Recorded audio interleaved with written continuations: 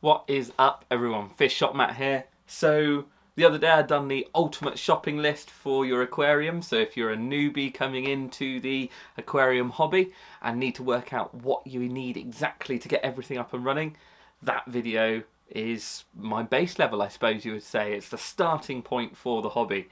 Now, with that in mind, I thought the next logical step is to set up a tank at home, a small one, in a very simple and starter sort of thought out way. I'm still going to put my twist of aquascapey, wood, rocks, plants, things like that on it, but I thought it would just be a nice way to give you ideas of how to start up. And what better way than to start with a Betta. Probably like one of the most colourful and sort of one of those fish that attracts new people into the hobby because they see those colours and those fins, and they're generally always the ones that's up at the front of the tank sort of giving you eyes. So yeah, I think we're going to start off with a super simple Bettascape in this tank. Just to start, loads of you were saying in the comments that I forgot plants on the last video with my shopping list video. I didn't forget plants. A lot of customers that we have in the shop don't actually pick up plants on the same day that they pick up their tank. Some do, but most don't, if I'm thinking right. That's because they don't know if they're going to get it filled up that day or that afternoon. So it's better to wait, make sure your tank's set up, make sure you've got your scape ready, and then go back to the shop and visit and get your plants then, because then you know they're going straight into the aquarium and they're not going to be sat in a bucket or a bag for a few days. So that's why I missed off plants off of the ultimate shopping list aquarium edition. So yeah, that's the only reason. But on with this build. Now, talking about the aquarium, you will see, or you may visit your local fish shop or pet shop or whatever, and you may see bettas being kept in very small containers, vases, and all of that nasty sort of stuff. You know, in a fish shop, in an environment where they're only kept in there for a short period of time, in theory, these aquariums or these smaller sort of bodies of water are okay for a short period of time. But long term for your Betta, it is good to have a nice set-up aquarium for them. You know, just because I could live in a 6-foot box room doesn't mean I want to. I like my TV, I like my sofa, and it's the same for a Betta. The Betta wants a nice place to be able to sort of huddle in and sort of creep in amongst the plants so that he feels secure, and some wood and some rocks and things to make the aquarium interesting for him. Talking about aquariums, I'm going to be going for this 28 litre aquarium, which is like 6 gallons. Personally, I wouldn't go anything less than about 20 litres. That way, which is what, 4 or 5 gallons. That way, you'll find that it gives you the water volume to, well, keep the aquarium clean. The larger water body you work with, the easier it is to maintain. Obviously, if there's a single Betta living in 30 litres, it's going to go toxic slower than if he's living in 10 litres. So yeah, bigger the better. Better. That being said, most of our customers probably keep their Bettas in a maybe 60 to 90 litre average aquarium. Anything too big, sometimes the Bettas can get lost in the hustle and bustle of a big aquarium. You know, bigger aquariums need more fish to make them look good. And when you've got all those busy fish bumbling about, sometimes the Bettas can feel a bit stressed and they end up sort of retreating into the plants and never really being their full outgoing selves. There will be always exceptions to the rule. There will be loads of people out there that are keeping them in busy, big sort of community aquariums. And that's where Bettas have their own character. Some of them are really brazen and they'll come out and they'll be flashing and then they'll be showing off. Other ones, I had a yellow one years and years ago. He hated everyone, and not in a nasty way. He just didn't like anyone. Didn't like fish, didn't like shrimp, didn't like anything. As soon as anything went into his tank, he would retreat into the plants and sit there and look at them from the back. Didn't ever want to come out. So he had to live in his own little aquarium on his own, and as soon as he was back in there, out he would come up to the glass to see me, and that is just the individual character of a Betta. So sometimes you have to adapt, but I would say 90, maybe 100 litres maximum should be ideal, because then you can make a little community around your Betta. So I've made my choice on what aquarium I'm going to be going for. Like I say, it's a little, what is it, an Aqua Cube LED from Interpet. It's just a cool little cube tank, raised up off of the bottom, so it's sat on like a little foot, which I quite like. The lighting's all built into this plastic trim around the top, which you'll see when I'm setting up the tank later. Yeah, it's just a nice little simple starter aquarium. So that's the aquarium. There's 3 main items that you're going to need to keep your Betta happy. Filters, heating and lighting. Lighting, not necessary because, you know, you could go all plastic plants and things, but those 3 are the main 3 items that you're going to be needing, which if you've watched the shopping list video, you'll have seen them in that. Filters for a Betta don't have to be complicated. They don't have to be fast flowing. They really don't like it. So a slow flowing, nice little internal filter, like the waterfall filter that's in the back of this tank, is perfect. Heating wise, again, as I've discussed before, 1 watt per litre is the rough estimate of what you need for a heater. So for this one, I've got a little 50 watt heater that's just going to stick in the back, and I'm going to set it to about 25 degrees, which is 78 in Fahrenheit. I'll put it here somewhere because I'm probably wrong, but about 25 degrees is hitting in the middle. There are people that will run Bettas in an unheated... Actually, no, let's talk about that in a second. Let's do the last thing, LED lighting. So lighting is going to help you because that is going to provide you, obviously, light to be able to see the fish, and also light to be able to grow some simple plants that the Betta can sort of retreat into and call himself home. Call itself home. Yeah, that. Now, what I was just going to say in that little segment there, but I didn't want to get distracted. I just wanted to talk through the 3 items that I wanted to.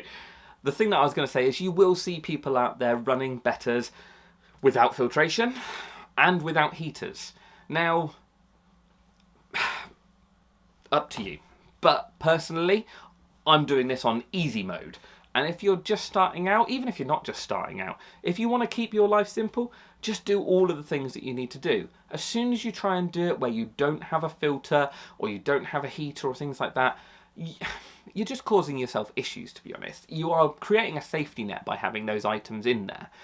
Advanced aquarists will do things like there's, you know, the Wildstad method, as you might have seen out and about as you've been looking through the internet. Wildstad method all focuses on a high nutrient base and loads of plants to create an ecosystem, as it were. Again, this is like running aquariums on hard mode. Fine if you know what you're doing. I've done them before, not had any issues. My bowl downstairs, it's got a few shrimps in it, but it has no filtration on it. So it works really, really well. But yeah, if you're wanting to do something, just do it simply. Once you get that sort of under your belt and you know what you're doing, then you can turn it onto hard mode if you want to. But sometimes, why do you want to? Just keep it on easy mode. I do. That's how I play my PlayStation. Right, that's enough chit-chat. Obviously, picked the starter aquarium, got my filter, got my heater over there, so I'll sort that one out in a minute. Let's do the fun bit. Let's start scaping the tank and talking about how we're going to set up this cool little Betta. Right, so I've made sure the aquarium's all level. It's on a solid cabinet that's secured to the wall, so it's not going to go anywhere. It can't be hit by a door. It's not got any radiators near it. It's not going to get hit by that much natural sunlight. So, yeah, good location. I'll probably do a future video of, like, picking the best place for the aquarium. But, yeah, this is ideal, really. This is going to be a great place to situate this aquarium. Step 1. We are going to be putting some aqua soil. This is the Oazi Scaper soil. Now, for anyone coming to this video as a new person, soil like this just provides nutrients for your aquarium plants. So it's going to give them a really good root structure, and it's going to give them just that power to make your aquarium greener and lusher. And that way they're going to try and keep down your nitrates and your toxins that your fish are going to produce. So having this in the base of the aquarium as a base level is a really good thing. What we're going to be doing is putting that in one of these mesh bags. That locks all the soil into that bag and doesn't allow it to come through the sand into the aquarium, making the aquarium a little bit messy in a way. So we're going to fill that. We're probably only going to do a little section because we don't want it right out to the edge, and this bag pretty much fills the aquarium. So we don't need that, probably about half a bag, going to be more than enough.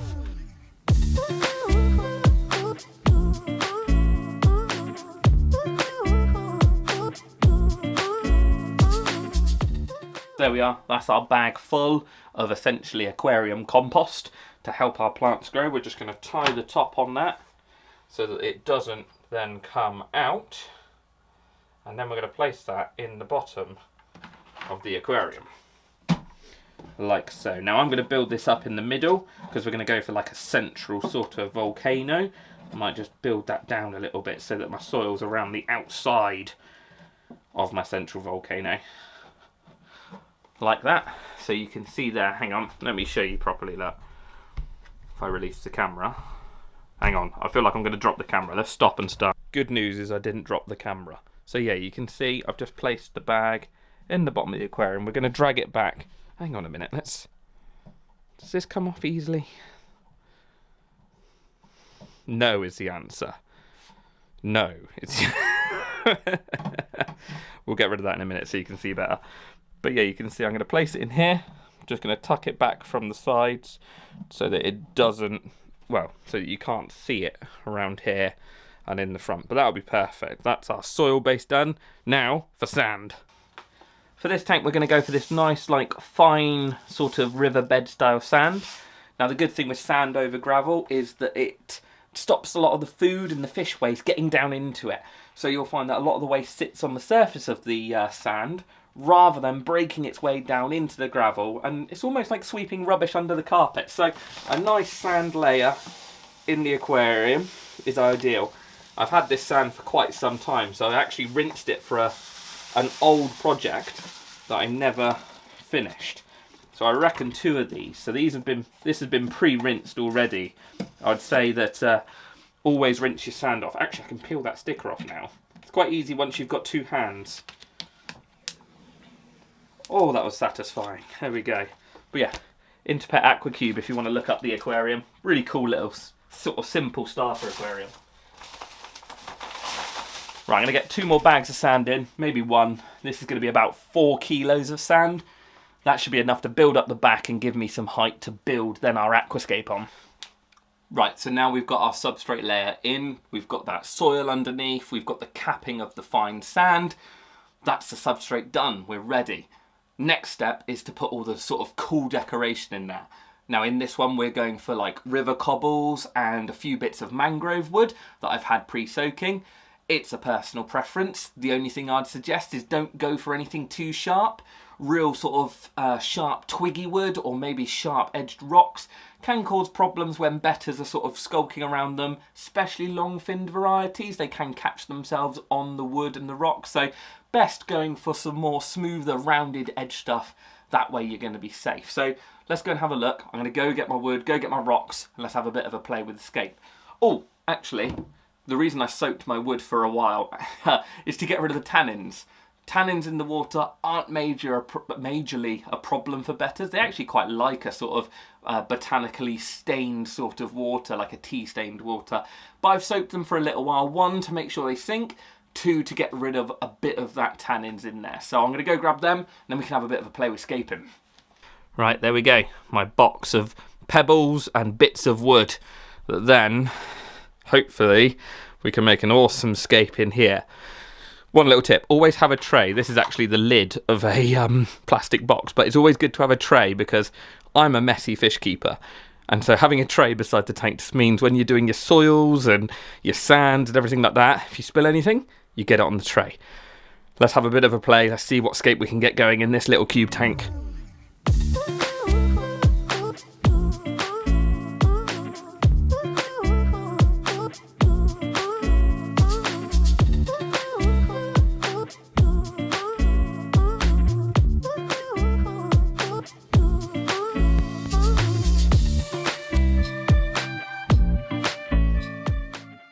So again, like I say, super simple scape for a good starter aquarium.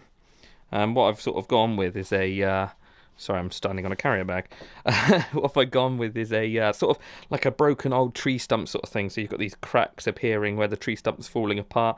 You've still got some of the roots coming out into the gravel here. So yeah, and it's viewable from all sides. Obviously the glass is a little bit misty at the moment where I've sort of messed around with the tank, but yeah, it is literally viewable on all three sides. So what we're now going to do is we're going to be putting some small plants in the front here, some bigger stems sort of coming up in between here and here, and that way it will just give that nice punch of green. So we're going to get a bit of water in there, just spray it down a little bit, and then I'll talk about the plants that we're going to put in there. But the plants we're going to go for in this aquarium are all super simple, super easy. So this here, obviously upside down, but this is Elodea, which normally is sold for a pond plant, but it grows really, really well. It grows just about everywhere, and it grows really quickly. It's really soft, it's good for hiding spaces. So yeah, nice little plant, Elodea. We've got some Hygrophila, which is another sort of fluffy stem plant that will grow up really nice and tall in the back of the aquarium. Now these are wicked. These are called Anubias. Now Anubiases are a very waxy, very slow growing plant, but they are super tough and really easy to care for. The good thing, they're called epiphytes, or they are what's called epiphytes. They will grow on rocks and wood and things like that. So what I'm going to do is this pot that's quite big, I'm going to break it down into a few different little sprigs, and then I'm going to place them in amongst the rock work and the woodwork, probably glued to a little pebble, just to give my life, well, make my life a little bit simpler. So we've got a big Anubias, a baby Anubias, which is Anubias nana petite, or bonsai I think actually. Yeah, bonsai. So he is exactly the same species as this one, just tiny little leaves. So he's going to go in the front as well. We then have Hygrophila, or Hygrophila polysperma, which again, I'll put these plant names in the bottom in the comments. It's a really quick grower, again, very fast, going to give us lots of height in those back corners to allow our Betta to hide. And then what I've also picked up is some crypts. Now Cryptocorny is a smaller, well no, there's loads of different ones, but they're a broadleaf plant, generally quite hardy, and they're just going to, again, go mixed in amongst the wood and the rocks, just to add a little bit of detail in the front. So yeah, that's my list of plants that I think are good starter plants for this sort of setup. I will put them down in the comments so it's easier to find at a later date for you, but at this point we've got to get ready. We're going to strip all the pots off, strip all the rock wool off of them, and get them planted.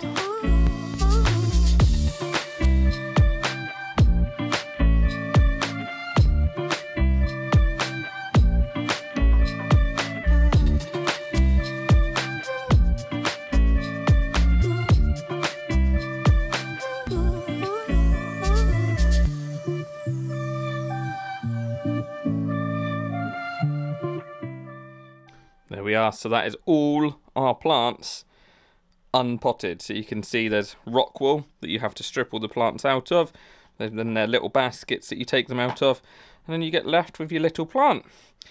Now the stem plants on the side here, you can see each one of these is an individual plant that can be planted separately. So that's all the stem plants. There is a video on my channel of stem plants and what to do with them and how to plant them. So I'll tag that one up in the top, hopefully, if I've worked out how to do that on YouTube yet. And then these guys are like almost sort of rosette forming, or runner forming, I guess. I don't know how. No, it's not runners. But yeah, you'll find that they grow in this clump, and you can see the main root there. So what I'm going to do is I'm going to split that one up a few times, break it down into some smaller pieces, and the same with the little crypts, probably break them up a little bit, and the same with the little Anubias. There you go, you can see a little one's already come off. Just broken off from the main plant, from the main stem, and we can wedge that one in. So we're going to get all of these planted in there. The one thing I did leave off of the shopping list, actually, was a pair of tweezers. They're not a necessity, but I tell you what, they do make planting a lot easier. Now, with the Anubias, as I said earlier, I'm going to be using some Gorilla Glue. So that's just the Gorilla gel glue.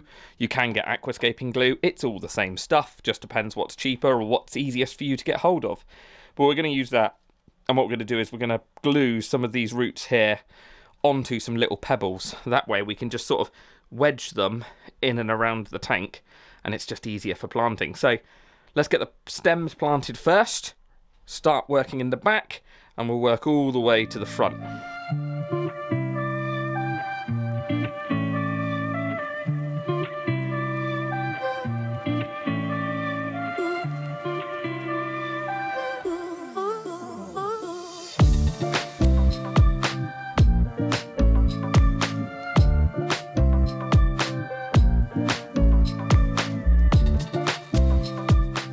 There we go. So we've planted all the stems in the back. Hopefully you'll be able to see. So obviously we split each of those stem plant pots out into like 9 or 10 stems in each pot, which meant that we were able to sort of spread it out and get this whole back end covered in stem plants. Now all of these will eventually grow up in front of that filter, but this gives you a realistic view of what your aquarium will look like when you first set it up and first start with it. So yeah, all of them are going to stand up tall, going to get really bushy in this back edge here. Obviously with these, again, if you go and watch my stem plant video, you can see how you can cut them back and keep making new plants. So that is all the stem plants done. I've also planted these crypts. These are crypt novelli or cryptocorny novelli. Now these are a really easy sort of smaller-ish crypt. So they should settle in well there. And if these big leaves sort of get too much, I can always cut them back. So now we need to do the gluing of these bad boys. So yeah, we've got a nice little Nana bonsai and a Nana, which, like I said, I'm going to sort of try and dot. Sorry, I didn't realise my camera wasn't on the pit there. So yeah, we're going to try and dot them in amongst these gaps and just fill in some of those areas with some of this Nana. So let's get that done. Let's show you how to glue some epiphyte plants onto pebbles quickly. Right, so it's a really simple task this. We need a handful of little pebbles, our glue, and our plant. Now, with this one, like I say, I'm going to split it up because there are several sort of main plants. So you can see how I'm just peeling apart that root, gently tease it apart, and there's one plant separated from the main mother plant. If we can do that a few more times, that way we're just going to increase the amount of small plants, and especially on a small tank like this, that's ideal because we don't want a massive clump of it. We want to be able to sort of spread it around the aquarium. So yeah, I'm just trying to get this middle one out, and we should be good to go. There we go. There we go. So we've got 5 little Nubius plants. Let's get them gluing onto the rocks. What we're going to do is we're going to take our plant and our little pebble. We are just going to dollop a load of this glue straight onto this rock. I should have shaken this beforehand. Yep, definitely should have shaken it. Hang on. That's better. So we're going to put a big blob of this glue straight onto here. And then we're going to get this plant and probably glue my fingers to the rock. And we're just going to place it on like so. Give it a couple of seconds. And that should then stick to that. And I think we can probably get 2 on this rock. We can probably get another one on the other side. We'll probably maybe put that one on that other side once this one's glued. So you let that set, and then you're done. Ready to be planted. Or maybe not. Maybe I should have held it a little bit longer. Okay, so we'll hold it for a little bit longer. But once the glue goes off, you're ready to put them in your aquarium. So there we go, we've glued them all. So you can see this one here has just stuck now, so it's all glued onto this little pebble, ready to be wedged into the aquarium where it needs it. And I've done a few of the little nanas. This one's just chilling out of the back because the roots kept pushing it off of the rock. And I've placed a few in the aquarium just to sort of get a feel for how it was going to look. But yeah, so you can see I've sort of placed some down in amongst these bits of wood, just wedged them in. That was focusing on my finger. So yeah, just wedged them into the bits of wood. That way it just gives that sort of illusion of a little sort of overgrown tree stump underneath water, which is really cool.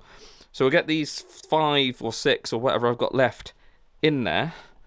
And that is the simple planting setup finished. Then it's time for water.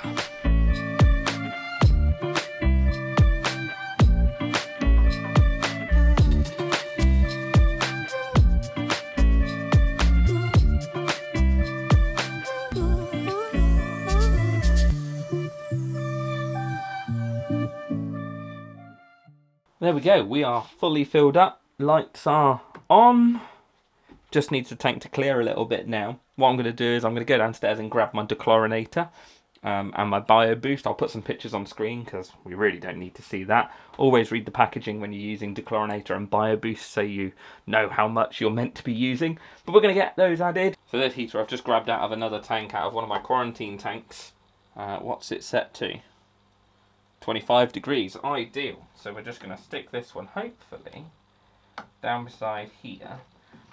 And this is one of the new Fluval ones. So this one's a little 50 watt.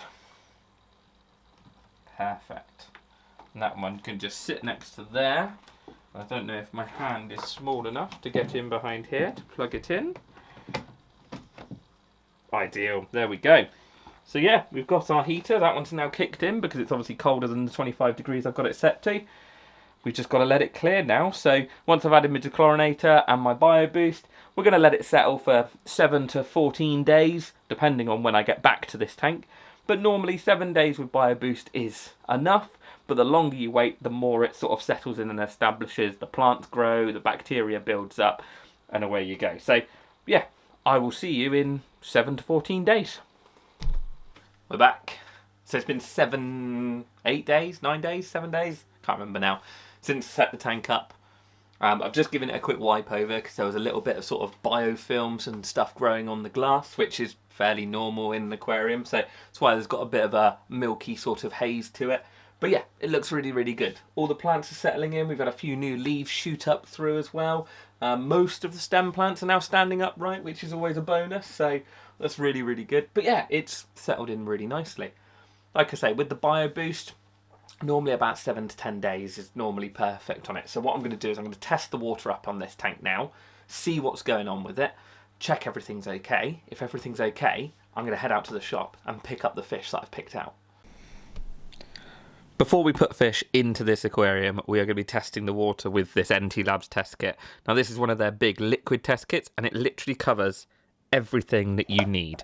So you've got your ammonia, your nitrite, your nitrate, your pH, your hardnesses, everything pretty much is covered. So we're going to get testing, quickly run through this test and make sure the aquarium's alright before putting the fish in. Now for anyone who hasn't tested water before, this might look a little bit complicated. I promise you it's not. I will do a video on these test kits and what it all means and how to do it. It's really, really simple. It just looks a lot more complicated and a lot more scientific than it actually is. It's pretty much just putting water in there, putting the amount of drops in these, and then reading it against the colours on the back of these. And you can sort of see the danger marks on here. But yeah, I will expand on a bigger video because any beginners watching this might be a little bit scared. But it's, promise you, it's so simple, so easy. We're going to get it done now.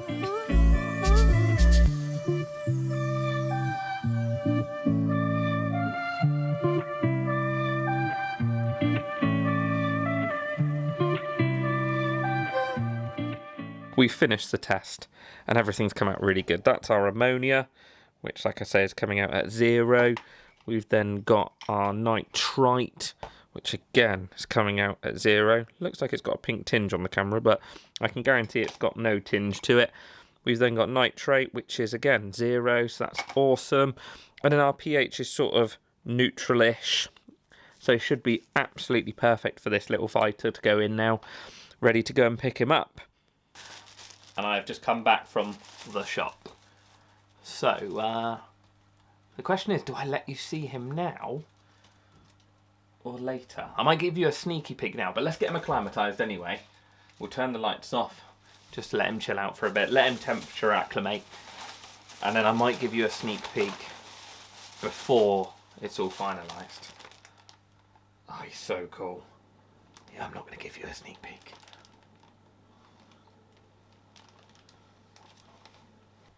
Right, you can have a sneak peek while I release him. And then the next time you see him, I'm going to give it probably a week or so for the plants to settle in, or maybe a few days. Once he's settled out about, I'll give you some final shots. But yeah, you might just be able to see him swimming around now. So let's get him out.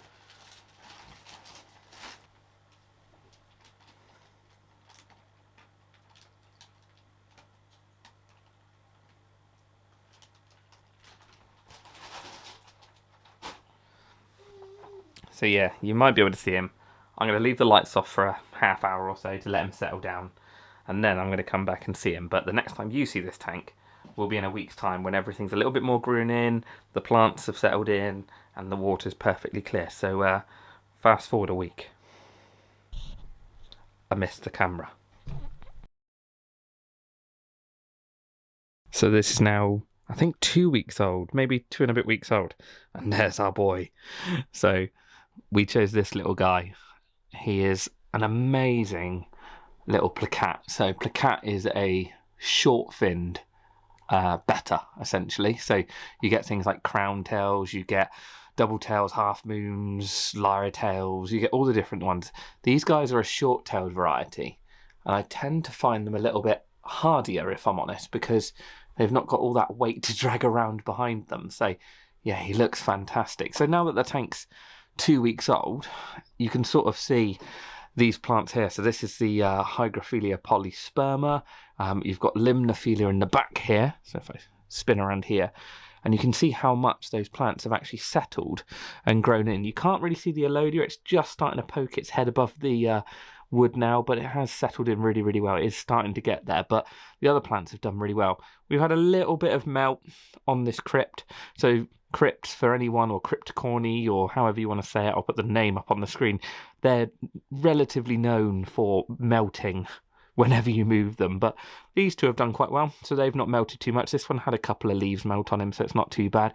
But all the Anubias has done really well, all settled in. One little addition we've made, actually, if I remove the lid, one little addition we've made is this floating plant. So we've put some water lettuce in here.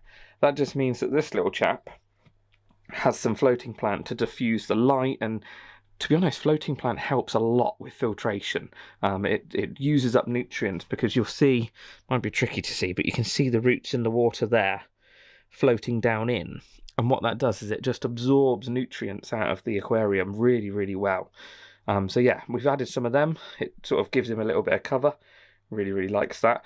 And actually, in this back corner here, next to the heater, and I'll see if I can zoom in a little bit, he's built himself a little bubble nest already. So he's only been in, yeah, must be about two and a bit weeks now, and he's already sort of settled in and built himself a little bubble nest. So yeah, he's doing really, really well. Really chuffed with it. As this aquarium is really young, I'm going to be keeping a really close eye on it over the next few weeks, making sure that I don't overfeed the aquarium. This is probably one of the main causes of problems in new aquariums. Every time you walk past the tank, the fighter comes up to the surface and you just want to feed him. So keeping feeding to every 2 or 3 days and small amounts is going to be key to the success of this aquarium. Alongside small amounts of food, you're going to be wanting to test the water and checking that everything is going in the right direction, making sure your filter is keeping up with all those fish wastes going into the aquarium.